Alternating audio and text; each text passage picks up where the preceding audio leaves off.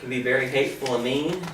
And right off the get-go, chapter 5, and I'm suggesting to you that there is a connection here one way or another. Whether Yeshua is actually directly, maybe this week's Parsha is Mishpatim, the week that the Sermon on the Mount was given, or he's intending to deliver the same message that this week's Parsha was intended to deliver.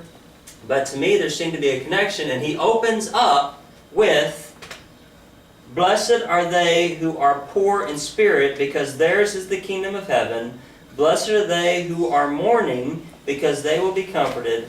Blessed are they who are meek, because they will inherit the earth. Blessed are they who hunger and thirst for righteousness, because they will be satisfied. Blessed are they who are merciful, because mercies will be upon them. Blessed are they who are pure in their hearts, because they will see Elohim. Blessed are they who make peace, because they will be called the sons of Elohim.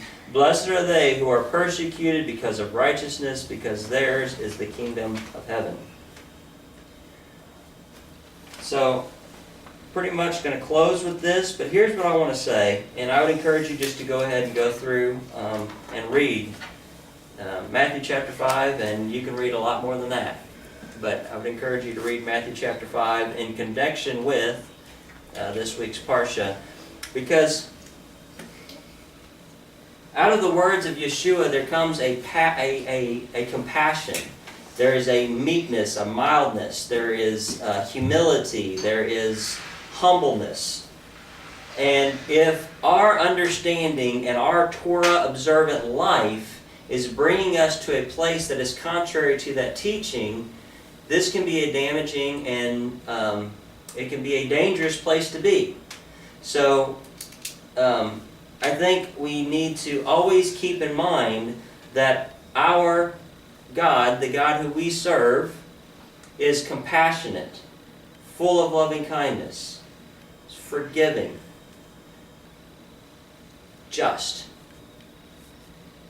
And His standard of justice needs to be our standard of justice. But if we're taking His rule, do not run in the house, and we become the hall monitors and put on our sash and our whistle, there's sometimes we can be screaming at somebody, "Don't run in the house," who actually needs to be running in the house.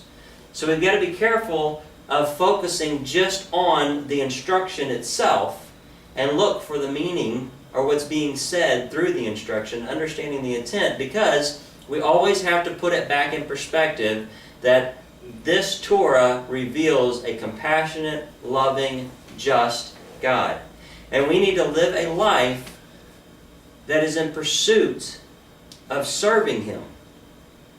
If you don't sell yourself out to Him, if you don't put yourself in service to Him, if you reject His instructions, you can follow the legal code. I mean, He says it in if you read through the, we have our famous, do not think that I came to do away with the law. I did not come to do away with the law. I came to abolish the law, right?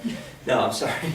I did not come to do away with the law. I came to fill full the law. I came to complete, to do it the way it's supposed to be done.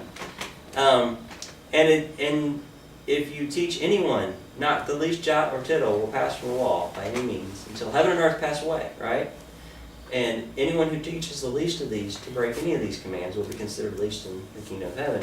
And it says, "Surely I say unto you, unless your righteousness connected to justice, unless your righteousness surpasses" what?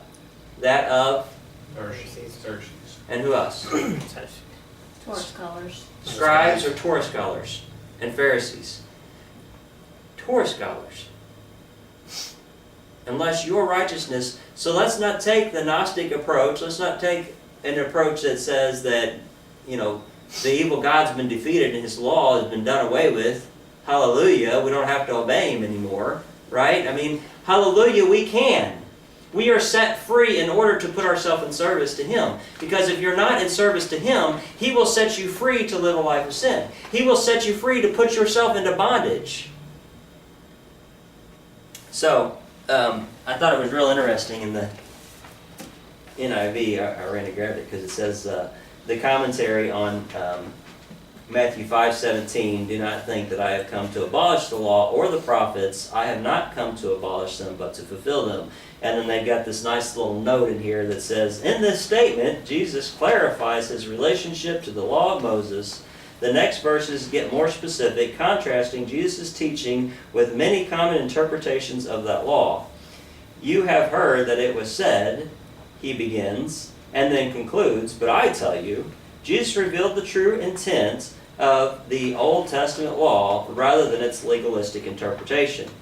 So, in one sense, this actual little commentary goes along with the theology that Jesus did away with the law, and he's giving the new law, right? So he's saying how that law was wrong, and this is the law I'm giving you, in opposition to that law. But if you actually read through this, they're actually accurate. In this statement, Yeshua clarifies his relationship to Torah. The next verses get more specific, rather than contrasting. It is commentary. Yeshua is using commentary to teach that many common interpretations of Torah.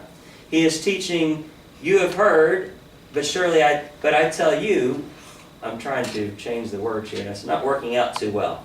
But it's dealing with the interpretation of the law, not the law. It doesn't say that he's doing away with the law, it's the interpretation of the law. And he reveals the true intent of Torah rather than its legalistic interpretations. So, reading along with Mishpatim, judgments, let's go through Matthew 5, Matthew 6, Matthew 7, Matthew 8. And these are, again, more commentary on how we should be living out his Torah. And he's dealing with a lot of heart issues here. And over and over again, you will see this humbleness, humility, grace, mercy, meekness, and judgment, judging rightly. I'm going to have Laura come up, and we're going to do one more song, and then we'll close. But